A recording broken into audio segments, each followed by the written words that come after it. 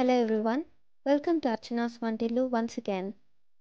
ఈరోజు మా మమ్మీ శ్రీ సూర్యకుమారి గారు మనందరి కోసం చాలా ఈజీగా టేస్టీగా మిల్కీ సూజీ రోల్ ఎలా చేసుకోవాలో చూపించారు. మరి ఈ రెసిపీ ఎలా చేయాలో చూద్దాం. ఫస్ట్ బొంబాయి రవ్వ 1 కప్ తీసుకొని దానిని మిక్సీలో పౌడర్ లాగా చేసుకోవాలి.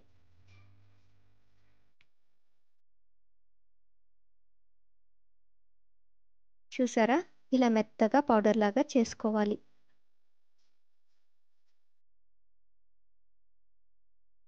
తర్వాత స్టవ్ పైన ఒక ప్యాన్ పెట్టుకొని దాని లోపల 2 టీ స్పూన్స్ నెయ్యి వేసుకోవాలి.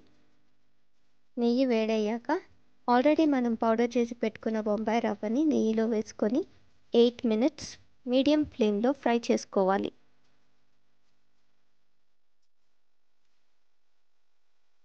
బొంబాయి రవ్వ అడుగంటకుండా కలుపుతూనే ఉండాలి.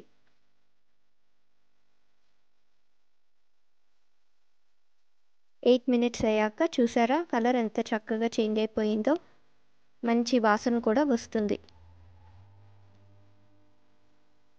ఇప్పుడు మనం 1 కప్ బొంబాయి రవ్వకి 3/4 కప్ వాటర్ తీసుకోవాలి.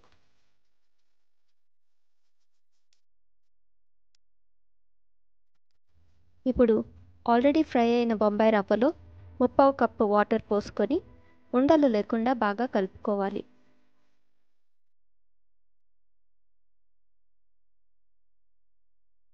వాటర్ని బొంబాయి రవ్వ చాలా త్వరగా అబ్జార్బ్ చేసేసుకుంటుంది.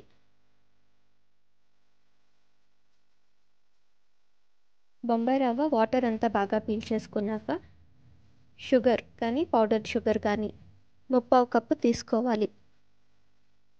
షుగర్ బొంబాయి రవ్వలో వేసి బాగా కలుపుకోవాలి. పౌడర్ షుగర్ వేసుకుంటే చాలా త్వరగా కలిసిపోతుంది.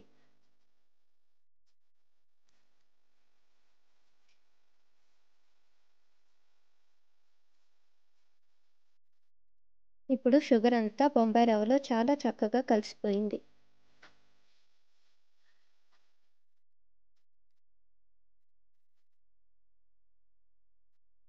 ఇప్పుడు మనం మిల్క్ పౌడర్ 1/2 కప్ తీసుకొని బొంబాయి రవ్వలో వేసుకొని ఉండలు లేకుండా బాగా మిక్స్ చేసుకోవాలి.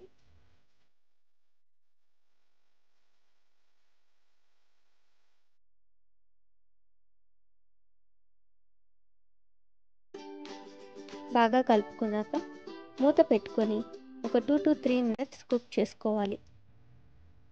2 to 3 మినిట్స్ తర్వాత స్టవ్ ఆఫ్ చేసేసుకోవాలి. ఇప్పుడు ఈ మిక్స్చర్ చల్లబడ్డాక చపాతీ పిండిలాగా చేత్తో కలుపుకోవాలి.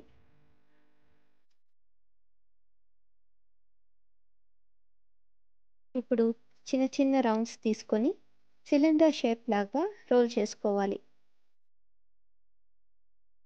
ఒకవేళ బ్రేక్స్ ఏమైనా వస్తే పిండిలో కొంచెం పాలేసి కలుపుకోండి, చాలా సాఫ్ట్గా వస్తాయి.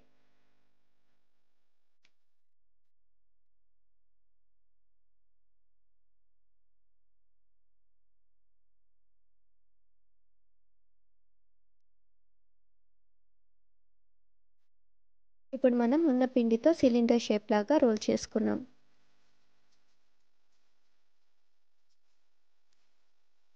ఇప్పుడు ఒక ప్లేట్లో డెసికేటెడ్ కోకోనట్ ఎండు కొబ్బరి పొడి తీసుకొని ఈ రోల్స్ అన్నిటినీ ఈ కొబ్బరి పొడిలో బాగా రోల్ చేసుకోవాలి.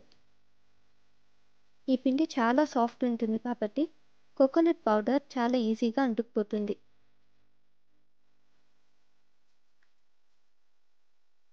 ఇప్పుడు మనం రోల్స్ అన్నిటినీ కోకోనట్ పౌడర్లో చక్కగా రోల్ చేసుకున్నాం. ఇప్పుడు మనం రోల్స్ అన్నిటినీ ఒక సర్వింగ్ బౌల్లో తీసుకొని పిస్తాతో గార్నిష్ చేసుకోవాలి.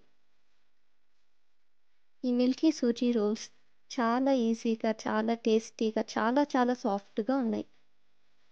మీరు కూడా ఈ టేస్టీ రెసిపీని మీ ఇంట్లో కూడా ట్రై చేసుకోండి. మరి మీరు ఇలాంటి మంచి మంచి రెసిపీస్ని మిస్ అవ్వకుండా ఉండాలి అంటే అర్చనాస్ వంటిల్లుని లైక్, షేర్ అండ్ సబ్స్క్రైబ్ చేయండి.